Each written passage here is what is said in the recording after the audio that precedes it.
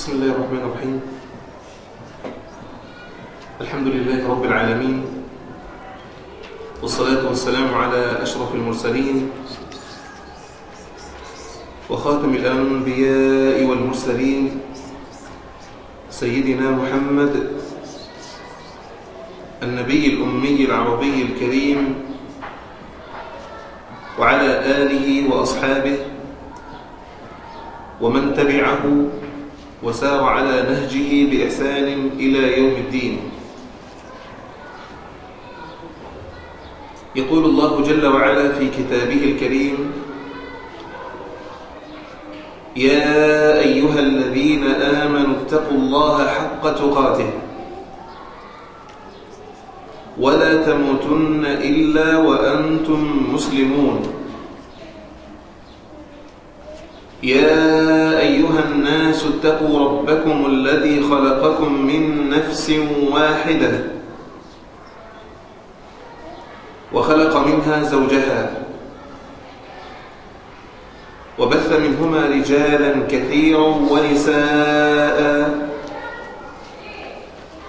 واتقوا الله الذي تساءلون به والأرحام إن الله كان عليكم رقيبا. يا أيها الذين آمنوا اتقوا الله وقولوا قولا سديدا يصلح لكم أعمالكم ويغفر لكم ذنوبكم، ومن يطع الله ورسوله فقد فاز فوزا عظيما. ثم أما بعد، أيها الأحبة الكرام، إن من بين الغايات التي من أجلها أرسل الله تبارك وتعالى الرسل تزكية النفوس. قال الله جل وعلا: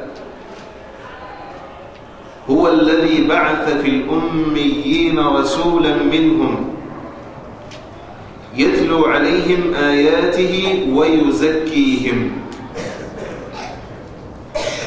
أرسل الله سبحانه وتعالى الرسل لتحقيق غايات عديدة.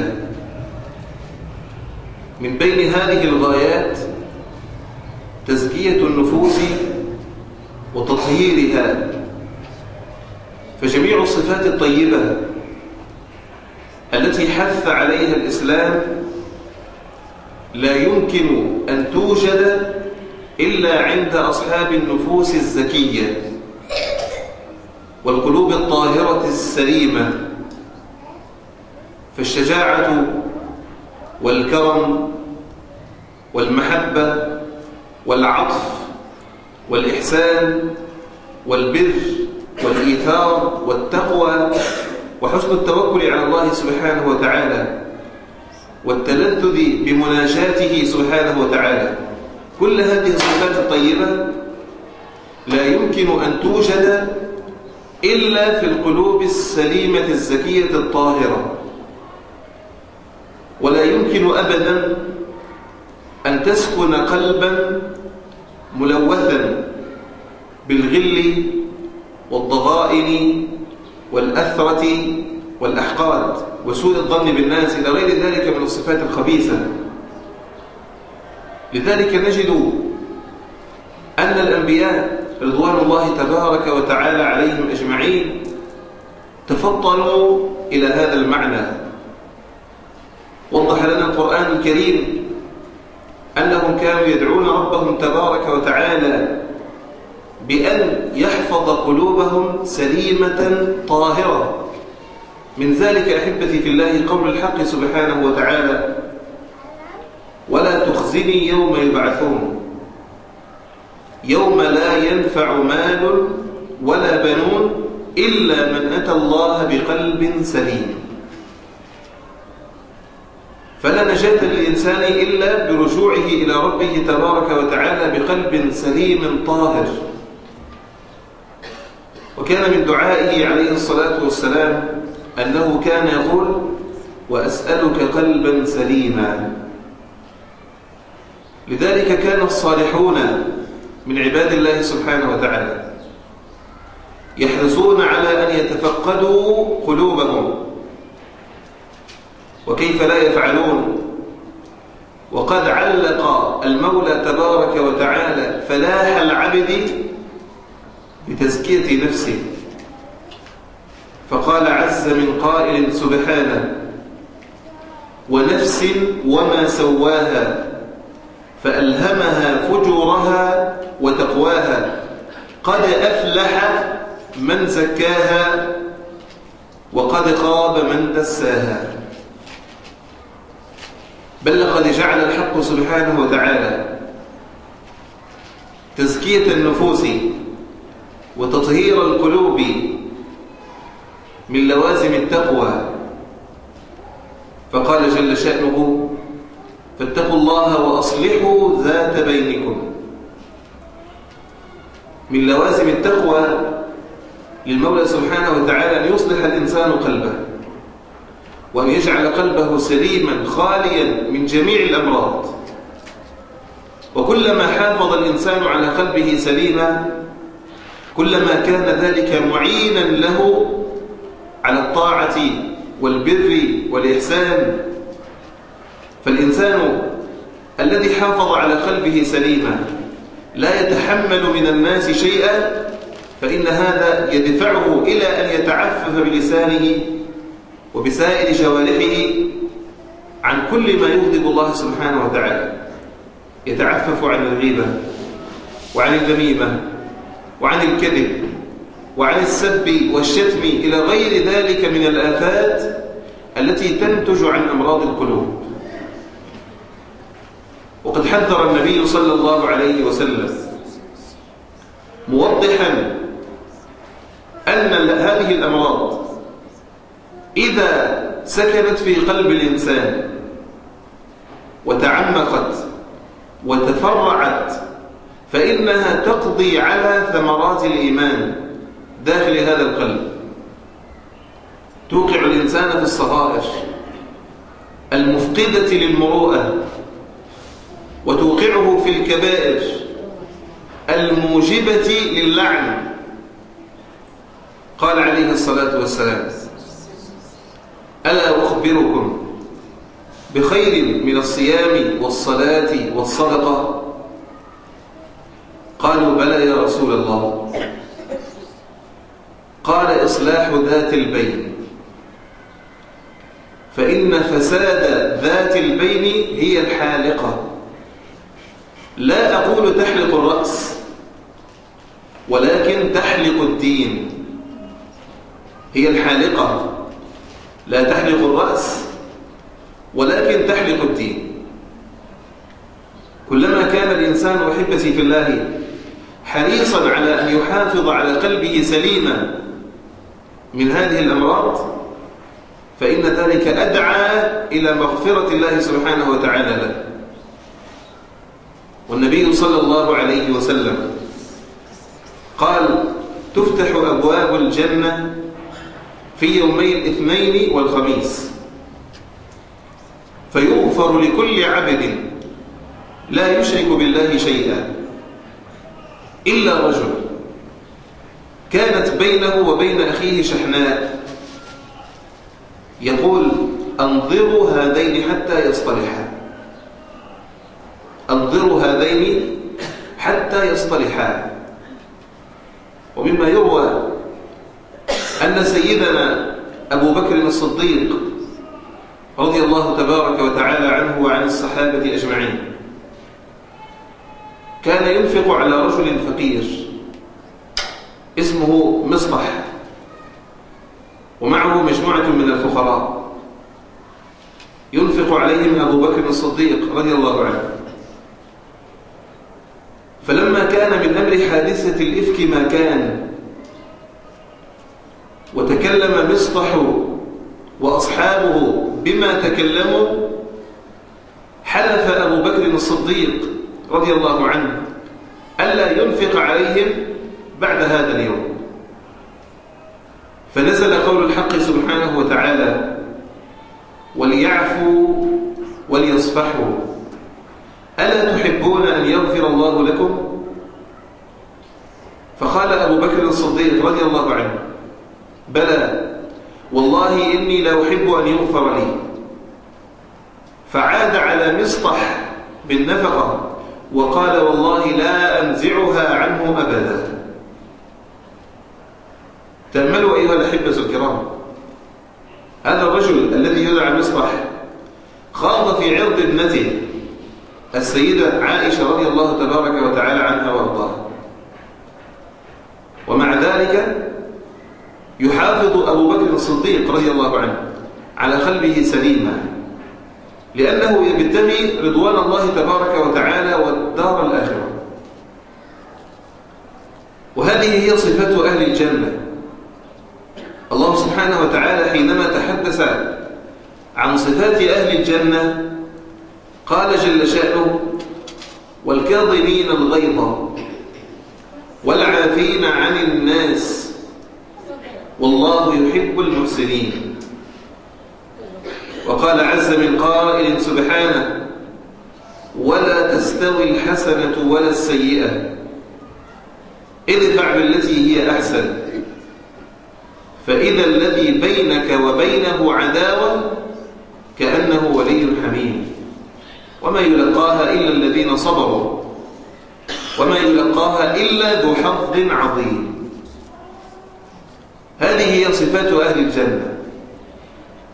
لا يصلح لسكن الجنة من كان قلبه ملوثا بهذه الأمراض، فلا يدخل الجنة إلا بعد أن يطهر قلبه من هذه الأمراض. لذلك بين الحق سبحانه وتعالى أنه يطهر قلوب أهل الجنة من هذه الأمراض قبل أن يدخلوها. ونزعنا ما في قلوبهم من غل إخوانا على سرر متقابلين. ونزعنا ما في صدورهم من غل إخوانا على سرر متقابلين لا يسكنون فيها إلا بقلوب صافية، صدور طيبة سليمة من جميع الأمراض.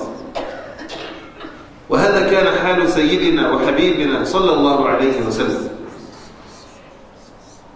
ضرب لنا أروع الأمثلة في العفو والصفح عن الناس، فهو أسلم الناس قلبا وأطيبهم وأنقاهم سريرة عليه أفضل الصلاة والسلام. وشواهد ذلك في سيرته كثيرة، ولا أعظم من أنهم أدموا وجهه يوم أحد وشجوا رأسه وكسروا رباعيته، ومع ذلك يقول عليه الصلاة والسلام: اللهم اغفر لقومي فإنهم لا يعلمون. ولما عاد إلى مكة فاتحا منتصرا يستطيع أن ينتقم لنفسه وأن يسأر لإخوانه، ما كان منه صلى الله عليه وسلم إلا أن قال: ما تظنون أني فاعل بكم؟ قالوا: خيرا، أخ كريم وابن أخ كريم. قال: اذهبوا فأنتم الطلقاء، اذهبوا فأنتم الطلقاء. كان يحب صلى الله عليه وسلم أن يحافظ على قلبه سليما، فيقول لأصحابه: لا يبلغني أحد من أصحابي عن أحد شيئا، فإني أحب أن أخرج إليكم وأنا سليم الصدر. لا يبلغني أحد من إخواني عن أحد شيئا، أو لا يبلغني أحد من أصحابي عن أحد شيئا، فإني أحب أن أخرج إليكم وأنا سليم الصدر. هكذا كان سيدنا وحبيبنا صلى الله عليه وسلم. ما انتقم لنفسه قط، ما انتقم لنفسه قط. تصف السيدة عائشة رضي الله عنها بأنه ما كان لينتقم لنفسه عليه الصلاة والسلام، ولكن إذا سمع أو رأى ما يغضب الله سبحانه وتعالى فإنه كان يغضب غضبا شديدا ويتكلم فيه ولا يسكت. نصرة لدين الله سبحانه وتعالى. يستطيع الإنسان أحبتي في الله أن يصل إلى تزكية نفسه بالإكثار من الصدقات. والله جل وعلا وضح لنا أن الصدقة سبيل إلى تزكية النفس، فقال جل شأنه: خذ من أموالهم صدقة تطهرهم وتزكيهم بها. وقال عز من قائل سبحانه: الذي يؤتي ماله يتزكى. فالصدقة سبيل إلى تزكية النفوس، لأنها تخرج الشح من القلوب، فتنشر التراحم بين الناس. يشعر الغني بالفقير، ويشعر القوي بالضعيف. تنشر التراحم فيما بين الناس، فهي بذلك أحبتي في الله تطرد بعض الأمراض من القلب، تزكي النفس، وتزرع في قلب الإنسان محبة الناس، أن يحب الخير للناس. لذلك قال النبي صلى الله عليه وسلم: والصدقة برهان، أي دليل على صدق إيمان العبد، لأنه بإخراجه لهذه الصدقة يكون قد تغلب على غريزة الشح المغروسة في نفسه. وقد قال الله جل وعلا: ومن يوق شح نفسه فأولئك هم المفلحون. أما القاسية قلوبهم فتجد القساوة في سلوكهم، والجفاء في تصرفاتهم وأحوالهم. تجده لا يقبل العذر من أحد، يفرح بافتضاح المخطئين، قلبه مليء بالشماتة وسوء الظن والحسد والحقد. أين هؤلاء أحبتي في الله من قول الحق سبحانه وتعالى: خذ العفو وأمر بالعرف وأعرض عن الجاهلين؟ أي اقبل بالقدر اليسير الممكن من أخلاق الناس، اقبل بالقدر اليسير الممكن من أخلاق الناس، واعفو عن أخطائهم وعن نقائصهم، ولا تشغل نفسك بالبحث والتفتيش في بواطنهم وما تحمله قلوبهم وصدورهم. لأن الإنسان أحبتي في الله لن يخلو من عين، لن يخلو الإنسان من عين. فاقبل اليسير الممكن من أخلاق الناس الذي يستطيعون أن يقوموا به، اقبله منهم حتى تسير الحياة سهلة هينة لينة. أما إن وقفت مع كل شخص في كل قول أو عمل فإنك ستتحمل في قلبك الكثير والكثير من الأعباء. فإذا ما أغضب السفيه الحليم فعلى الحليم أن يعلم أن هذا من نزغ الشيطان الذي يريد أن يفسد بين الناس. والنبي صلى الله عليه وسلم وضح لنا أن الشيطان قد أيس أن يعبده المصلون في جزيرة العرب، ولكن في التحريش بينهم، أي أنه لم ييأس من التفريق بينهم، وأن يتوصل من خلال هذا التفريق إلى إبعادهم عن طريق الله عز وجل، إبعادهم عن طريق الله عز وجل. فهذه من مكائد الشيطان. لذلك كان الواجب على الإنسان حينها على الفور أن يستعيذ بالله من الشيطان الرجيم.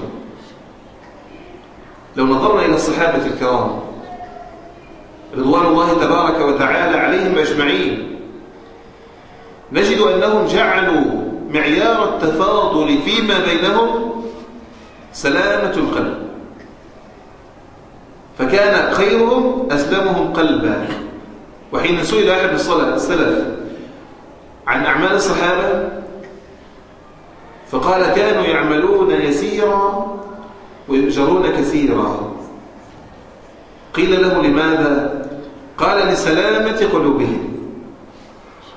ولا ولا أدل على ذلك أحبتي في الله من هذا الرجل الذي بشره النبي صلى الله عليه وسلم في أيام 3 بأنه من أهل الجنة، على الرغم من أنه لا يطيل القيام ولا يكثر من القرآن، إلا أنه ينام وقلبه سليم من الناس، قلبه طاهر لا يحمل غلا ولا حقدا ولا حسدا لأحد.